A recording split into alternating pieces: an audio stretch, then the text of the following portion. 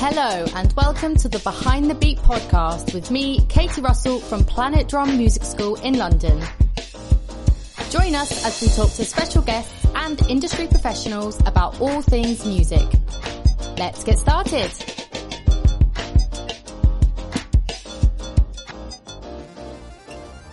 Hello and welcome to the Behind the Beat podcast with me, Katie Russell from the Planet Drum Music School in London. Today we are joined by Asaf, who is an amazing musician and drummer, and I will let him tell you a little bit more about himself. So Asaf, tell us a little bit about yourself and how you got into drumming to start with. Well, first of all, thank you for pronouncing my name in the absolute correct way. Oh, is it right? Asaf. Yeah, that's a good start there. What do people say normally? What do people say? People say Asaf, so like an accent on the A. But Asaf is actually the Hebrew way. Ah, perfect. I think Alan knows a little bit about that, but that's another story. So yeah, a little bit about myself. So I'm originally born in Israel. Started to play drums when I was about 11 or 12, somewhere there, and studied in Israel with a private local teacher, and then studied with another guy in Tel Aviv, which was at the time the main guy, the go-to guy in Israel to study drums with. His name was David Rich. He passed away last year. And I came to Europe around 98. I started with Netherlands. I was there for a little while. I was in France for a while too. And then finally in 99 I settled in London, in UK.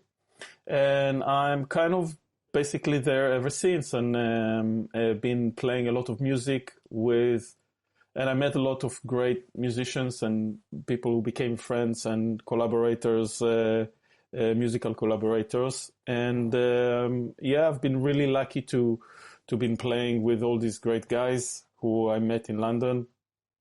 You know, people on the jazz scene, you know. So if people are here listening to this podcast and they know a little bit about jazz, people like Tim Garland, Gwilym Simcock, and also people, on the European scene as well. So yeah, that's basically in a nutshell, I guess.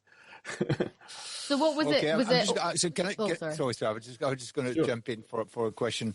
Growing up in Israel, did that give you a certain a kind of taste of maybe some different sounds you've applied to your music than the average British musician, for instance? Absolutely, yeah. I mean, obviously, Israel is. It's quite a different environment to Europe, or definitely to the UK, on many, many levels. And actually, when I came to London, it was a bit of a cultural shock, But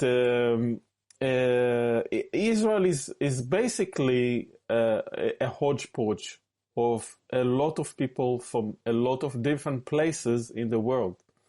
And all these people, I say, you got people from North Africa, you got people from a lot of different Middle Eastern countries, you got people from a lot of East European countries like Poland and Russia, and you've got also people from other places too. So Israel covers quite a lot in terms of, culturally speaking. So of course, all these Jewish immigrants that came to Israel in the late 40s and even before that came with their customs, with their musics, with their instrument, with their recipes, with their accent, everything. So as a young boy, I was at home we would listen to a lot of classical music, but like on the streets you would hear a lot of Middle Eastern pop and folk songs, which would sound very Russian or very East European. So, and I grew up I happened to grow up in a small place called Rehovot, and in Rehovot we had the Yemenite quarter, which is where I grew up. of course, full of Yemenite people, and this was pretty amazing, very, very different than what I heard at home. So like Yemenite rhythms and Yemenite dancing and Yemenite costumes and food and all that kind of thing. It really made a big impact on my rhythmic approach because they really have very, very special rhythms in Yemen. And of course, the Jewish community, the Yemenite Jewish community who later on came to Israel, adopted a lot of these instruments and grooves and all these kind of flavors, which I've heard on the streets. And I remember we used to live near a synagogue where on a Saturday, on Shabbat, basically they would sing really, really beautiful Arabic singing, kind of a little bit similar like what you would hear a Sufi singer sing in a mosque, but that's the Jewish version of that. Mm-hmm. And it had this Middle Eastern flavor and, lots of quarter tones and rhythms and stuff like that. And so all of that really, and much more, really influenced my musical approach. So when I speak about approach, it's really all about the mix of things, how to mix things. And, from an early age, that's what I heard and that's what I knew.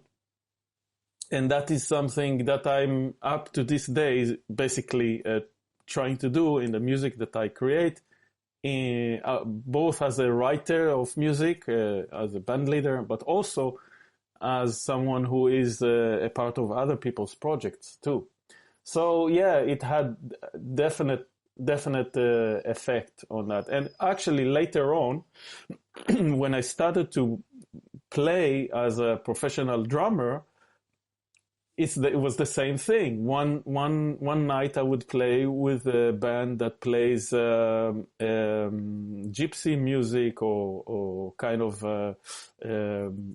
Balkan style music. Another time I would play something that will sound like more like Middle Eastern pop.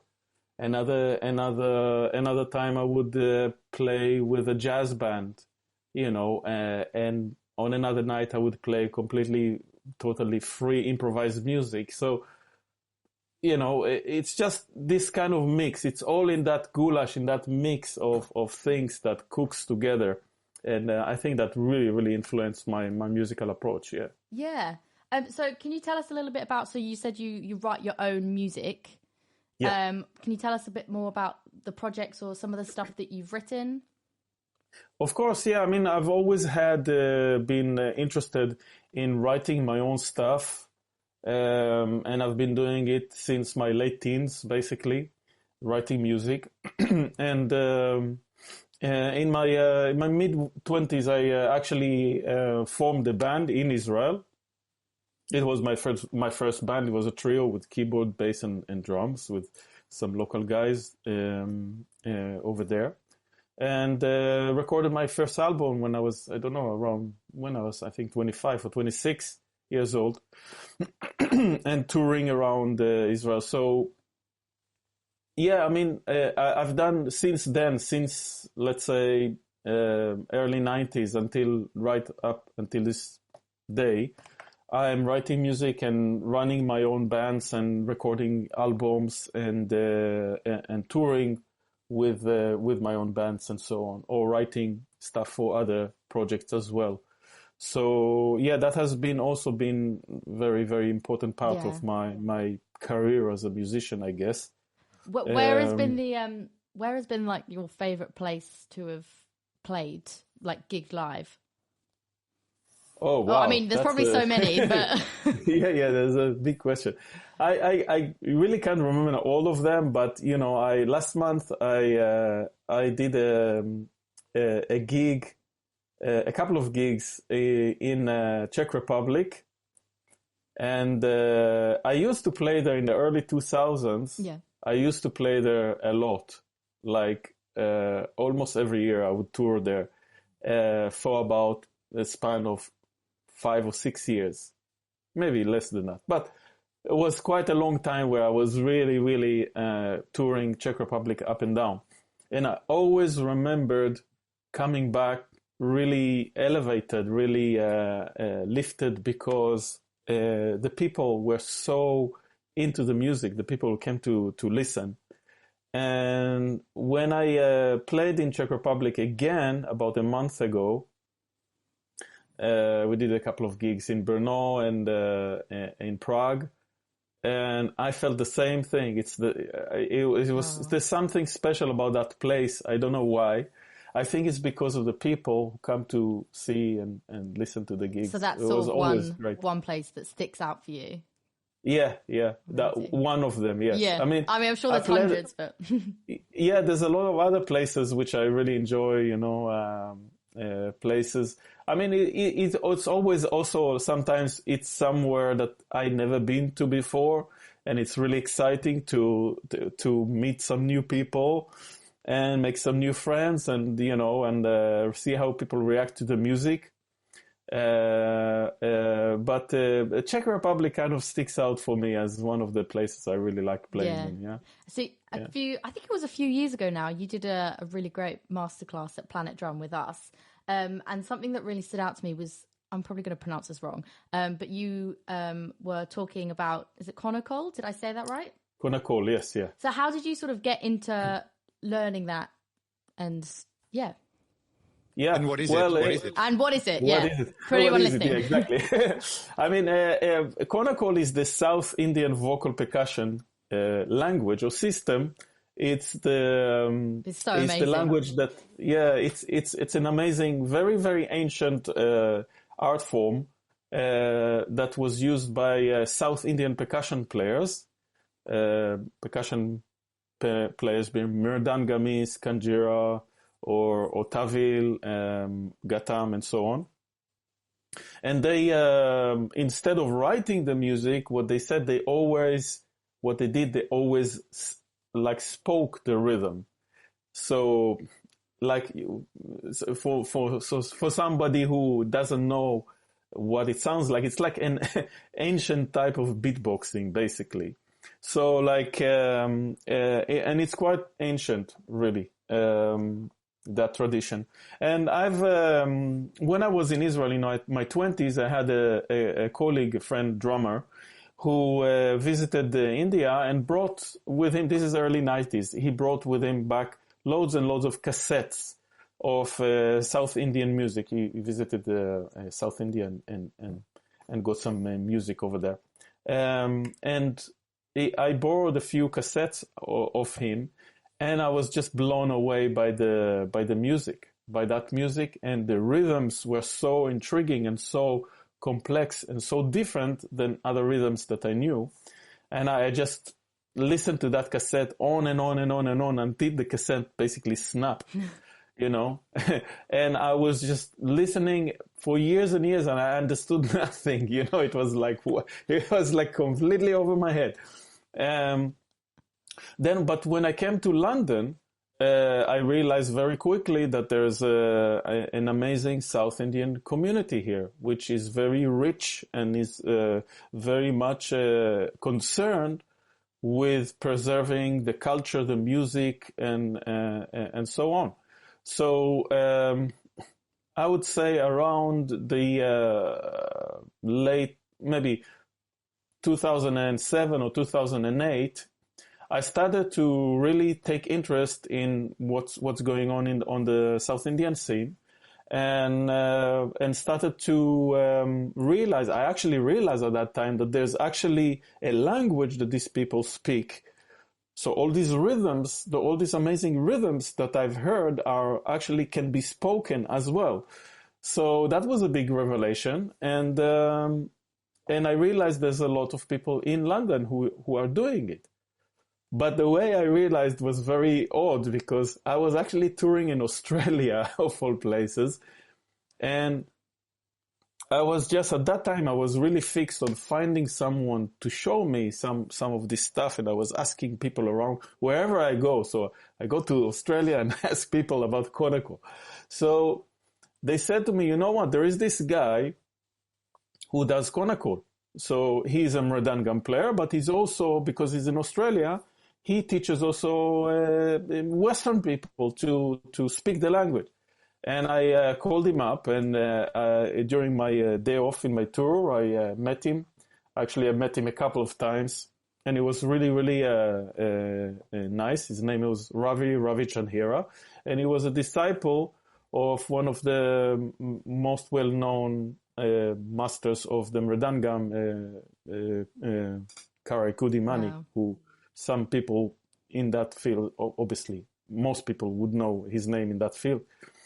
And I came to him and he showed me some stuff, and it was amazing because up until that point, I was like trying to look online, books, videos, and there was not so much out there. I mean, 2008, YouTube was kind of in beginnings, and there was just that guy.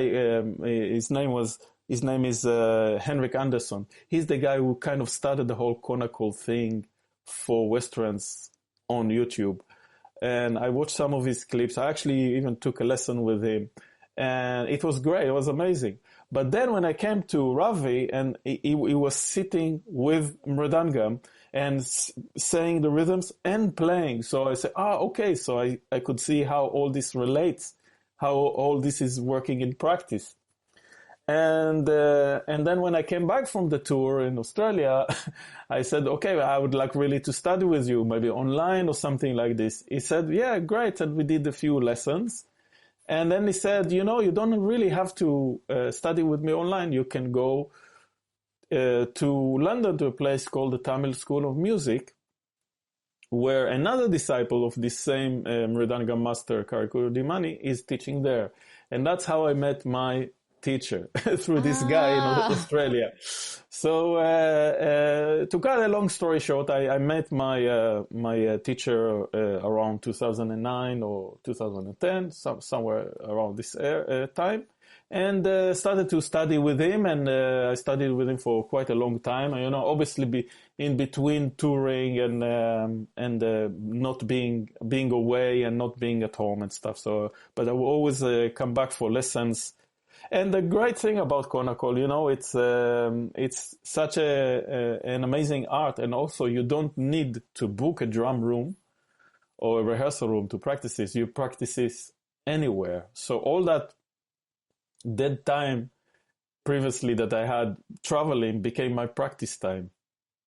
So I was practicing this every second of journey and a train ride, or a bus drive, or even while I was driving in the car, I was always having a metronome and practicing these amazing lessons that my teacher Kirupa was giving me. And that's really where, when I met him, Kirupa, his name is Paramasami Kirupakaran. We call him Kirupa. When I met him, things really kind of started to take off for me. So from that point on, that was maybe the beginning of my real studies of Konnakol. And since then, I've been really passionate about showing this art form to Western musicians, because I believe that you can develop a really, really heightened awareness to rhythm through Konnakol, because of the fact that you're really vocalizing rhythm and clapping them at the same time. So there's something magical about that combination of singing and clapping. And I've seen a lot of it. Just basically turned my life around, and I've seen a lot of good results also with my students as well.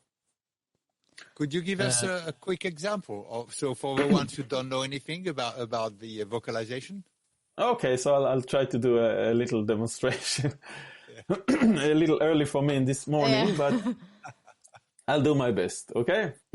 Dim takita dim takadina ta ta ta dim ta dim takuta Kurdigadim dim, takita ta, takita dim, tatakadikutarigurigidit, takadikutarigurigidit, takadikutarigurigidatim.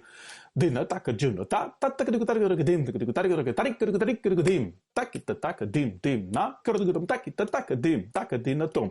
Taditakurdigutarigurigida, taditakurdigutarigurigida, taditakurdigutarigurigida, tatakurdigutarigurigida. Tatakurdigutarigurigida, tatakurdigutarigurigida, tatakurdigutarigurigida, tatakurdigutarigurigida, tatakurdigutarigurigida, kurdigutarigurigida, kurdigutarigurigida, kurdigutarigurigida, ta, ti, ki, ta, tum, ta, ti, ki, ta, tum, ta, ti, ki, ta, tum, ta, ti, ki, ta, tum,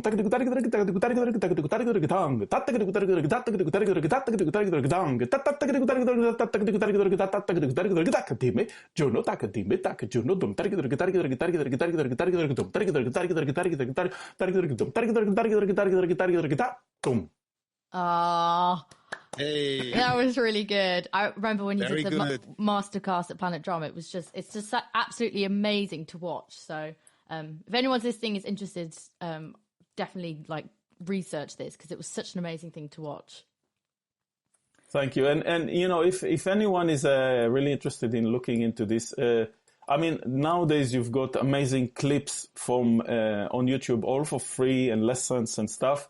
You've got lessons online, haven't you? And yeah, and for anyone who is interested in the more rhythmic aspect of this and how as a Western musician you can enjoy the benefits of practicing Konnakol, I made a really long series for about 46 clips. It's like a course basically, all for free. It's called Mastering Rhythm with Konnakol, and it's all available on YouTube.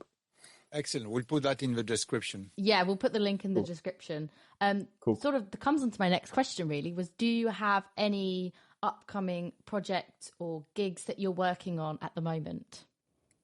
Yes, a few things. I mean, this past few weeks were really very busy. I did a gig with Tim Garland's band a couple of nights ago at the London Jazz Festival in King's Hall.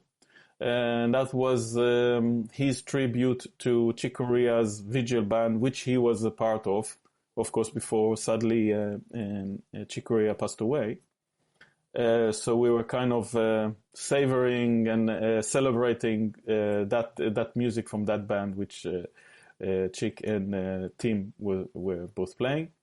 And tomorrow I'm doing a gig with Ant Law, together with great pianist Willem Simcock at I think it's going to be in Leeds University, just a lunchtime thing, and then I'm back in Leeds with my own band at Leeds College of Music, which is another place, and that's kind of it's only a gig for students and workshop, but I think people from the outside of the college are also welcome.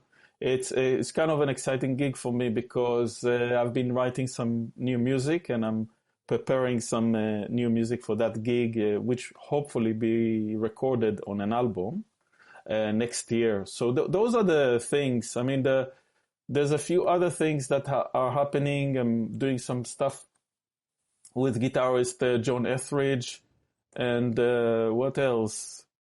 Doing another reunion gig at the Pizza Express Jazz Club with a band called the Lighthouse Trio, with Tim Garland and Willem Simcock. That's going to be lots of fun. What else? I think that's about it. I mean, I can't remember right now, but I think that's. What's your current lineup at the moment? Well, at the moment it's a new lineup. It is Kevin Glasgow on bass, who you might remember from last time. Frank Harrison on keyboards, who played also in the Sirkis Bialis IQ, if you remember, and a guitarist by the name of David Preston. So it's a quartet, and the new music is a little bit more on the jazz rocky side. Okay. side of things. So a little bit more fusionistic, you can say. Gosh, yeah. So it sounds like you're quite busy then. Yeah. It's been quite a lot between all these things, projects and writing music, and that it keeps me really, really busy. Yeah, that's good though. Yeah. That's good. I will make sure to put a link to your course and to your website thank you. in the podcast, so anyone who's interested can go and find a bit more about you. I just want to say thank you for coming on. It's been really interesting talking to you. Thank you. Pleasure. And yeah, we hope to see you at Planet Drum again soon.